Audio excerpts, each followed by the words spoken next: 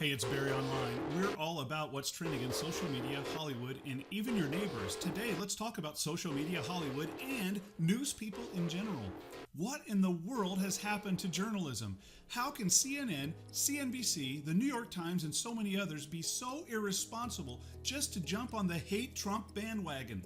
Trump was listening to Sheriff Margaret Mims from Fresno County, California, talking about MS-13 gang members and how her officers were having a hard time getting them into custody because of sanctuary cities in California. Trump explained how they were trying to get rid of these horrible gang members and that they're not people, they're animals. And minutes later, the media took to Twitter. The newscasters were reporting it on TV. Famous people were tweeting it. And they all said basically the same thing. Trump says illegals are not people, they're animals. Are you kidding me? No, they're not. The New York Times tweeted, Trump lashed out at undocumented immigrants during a White House meeting, calling those trying to breach the country's borders animals. Nope, it was MS-13 gang members who are the animals. George Takei, Star Trek's Sulu, tweeted, "These aren't people, these are animals." Trump speaking in California about undocumented immigrants. And there you have it.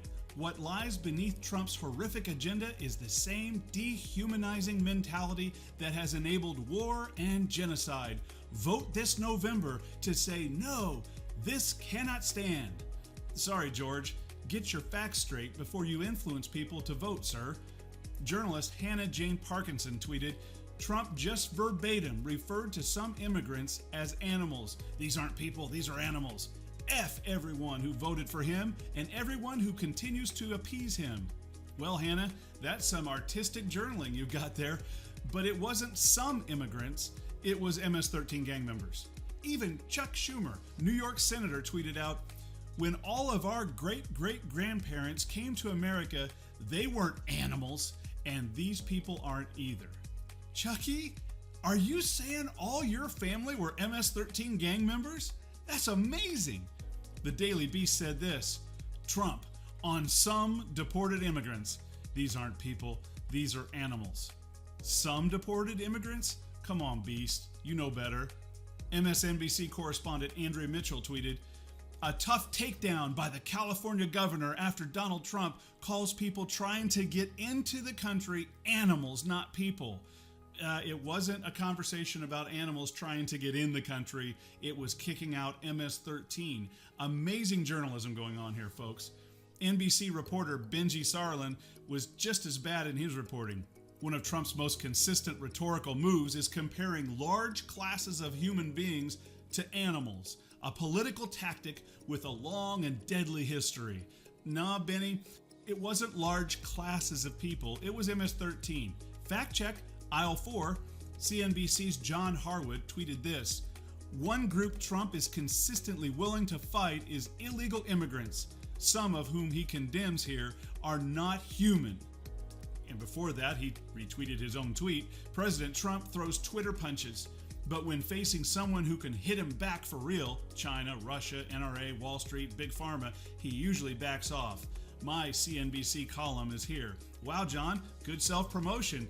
But that's not based on facts. I won't be tuning into that one. CBS News tweeted, these aren't people, these are animals. President Trump used the harsh rhetoric to describe some undocumented immigrants during a California sanctuary state roundtable.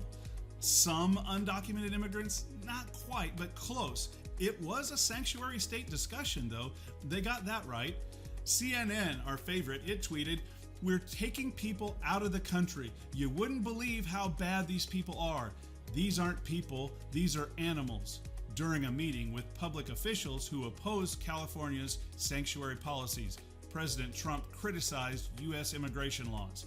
Well, this tweet isn't completely false. It's just incredibly misleading and inflammatory. MS-13 gang members are people. It's stupid to think otherwise. And they shouldn't be called animals. That's true. And you know why? Because it's too kind. Human beings don't behead other people and tear out people's hearts. Come on, man. People shouldn't rape women and massacre children. MS-13 are drug traffickers, rapists, murderers, and just plain beasts. They've killed over 200 people in the U.S. alone since 2012, and some Democrats want us to be gracious to MS-13. That's just stupid.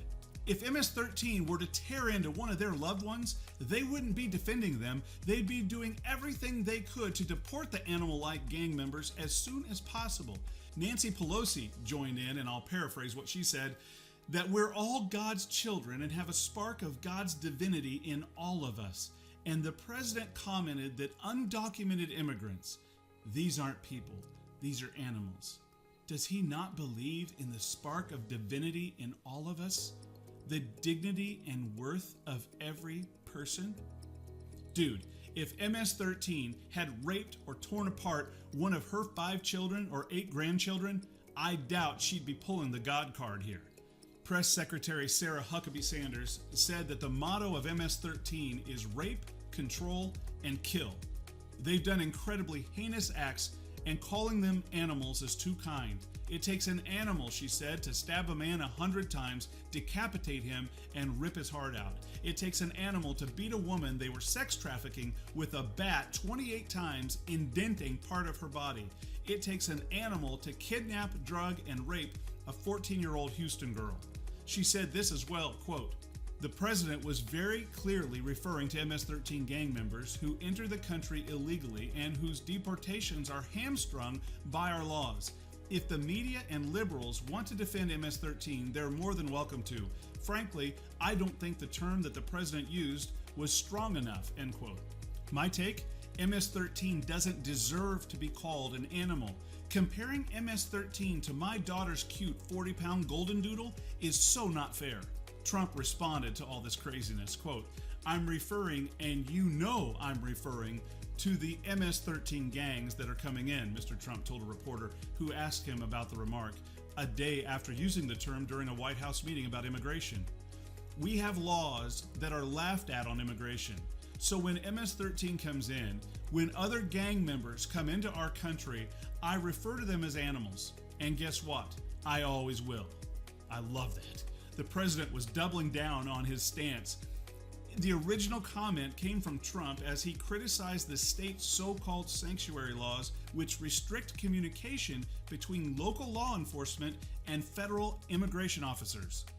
He used the word animal as one of the officials argued that the state laws made it more difficult for her to share information with immigration authorities about dangerous criminals, including MS-13 members.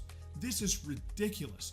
A sheriff is restricted from helping take down horrendous gang members. Hey, screw whether you're Democrat or Republican. This is just insanity, and the people who put these laws in place should be removed and fined at a minimum. They should really be taken out to the woodshed and taught a lesson. You ask any one of these ridiculous lawmakers and sanctuary city proponents if MS-13 came in and raped and abused and decapitated one of their daughters or wives, would they be so supportive? The answer? No way! It's insanely political and just plain stupid from every angle, at least every angle that I see. Fox News, in a broadside against what it called anti-Trump media organizations, criticized C-SPAN for supposed selective editing of a video clip. The Times and most other news organizations declined to comment on the criticism, but the Associated Press said it had deleted a tweet about its report on the comments, quote, "because it wasn't made clear that he was speaking after a comment about gang members," end quote. Well, it was very clear if you watched the clip. Others thought Trump's language was offensive too. Quote, "President Trump referred to some immigrants, perhaps he had criminal gangs in mind, I don't know, as animals, not as persons," end quote. Luis Vidigari, the Mexican foreign minister, said in an interview with Televisa, a Mexican network, quote, "In the opinion of the Mexican government, this is absolutely unacceptable, and we are going to formally communicate this to the U.S. State Department today," end quote. You know what I think? Who cares what a top Mexican official says about Trump's remarks about MS-13 gang members? They are not worthy of being called people. Can they repent and be forgiven? 100% yes, absolutely. The same happened with me. I got God's grace. Didn't deserve it, Can't believe it happened. Amazing how God transformed my life. But if I was still out womanizing every wife and daughter I came in contact with, I doubt even a liberal Democrat would be sticking up for me after what I'd tried to do to their wife and their daughter. Forgiveness is for the willing. God is a gentleman. He's not going to force his grace on you.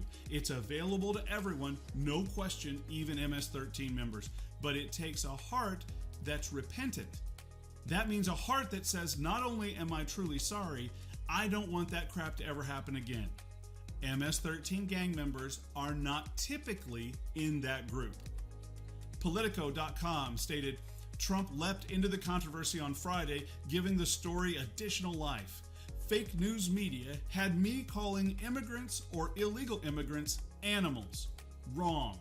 They were begrudgingly forced to withdraw their stories. I referred to MS-13 gang members as animals. A big difference, and so true. Fake news got it purposely wrong as usual, Trump wrote on Twitter.